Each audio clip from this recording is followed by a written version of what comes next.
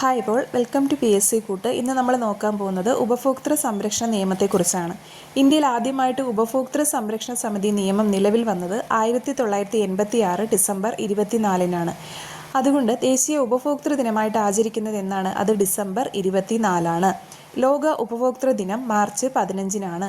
2019 ഉപഭോക്തൃ സംരക്ഷണ നിയമത്തിൻ്റെ ഭേദഗതി പ്രകാരം ഉപഭോക്തൃ സംരക്ഷണ നിയമം നിലവിൽ വന്നത് 2020 ജൂലൈ 20-നാണ്. ഇതിലാകെ 8 അധ്യായങ്ങളാണ് ഉള്ളത്. 107 വകുപ്പുകളാണ് ഉള്ളത്. ഉപഭോക്തൃ സംരക്ഷണ സമിതിയെക്കുറിച്ച് പറയുന്ന അധ്യായം എത്രയാണ്? അത് 2-ാമത്തെ അധ്യായത്തിലാണ് പറയുന്നത്. ഉപഭോക്തൃ അവകാശങ്ങൾ. എന്തൊക്കെ അവകാശങ്ങളാണ് ഒരു ഉപഭോക്താവിന് ഉള്ളത്? സുരക്ഷിതത്വത്തിനുള്ള അവകാശം, അറിയാനുള്ള അവകാശം, തിരഞ്ഞെടുക്കാനുള്ള അവകാശം, കേൾക്കാനുള്ള അവകാശം, പരിഹാരം തേടാനുള്ള അവകാശം, ഉപഭോക്തൃ അവബോധത്തിനുള്ള അവകാശം. അപ്പോൾ ഇത്രയും അവകാശങ്ങളാണ് ഒരു ഉപഭോക്താവിന് എന്തുള്ളത്? ഉപഭോക്താവിന്മേലുള്ള അവകാശങ്ങൾ. ഇത് ഉപഭോക്തൃ സംരക്ഷണ സമിതികൾ: കേന്ദ്ര ഉപഭോക്തൃ സമിതി, സംസ്ഥാന സമിതി, ജില്ലാ സമിതി.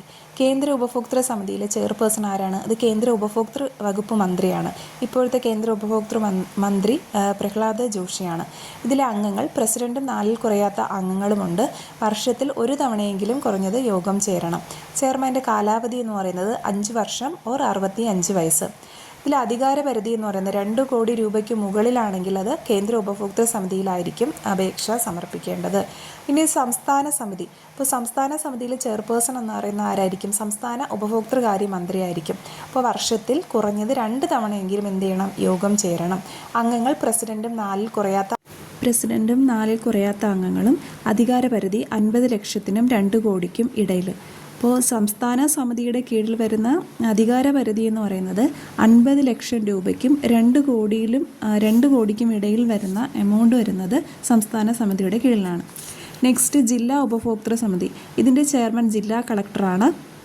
വർഷത്തിൽ 2 തവണയെങ്കിലും യോഗം ചേരണം. അംഗങ്ങൾ പ്രസിഡന്റും 2-ൽ കുറയാത്ത അംഗങ്ങളുമാണ്.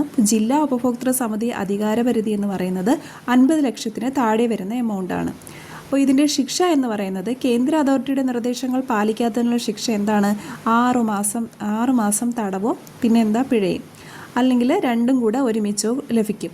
ഇനി തെറ്റായതോ തെറ്റിദ്ധരിക്കപ്പെടുന്നതോ ആയിട്ടുള്ള പരസ്യങ്ങൾക്കുള്ള ശിക്ഷ 2 വർഷം തടവും 10 ലക്ഷം രൂപ പിഴയുമാണ് ലഭിക്കുന്നത്.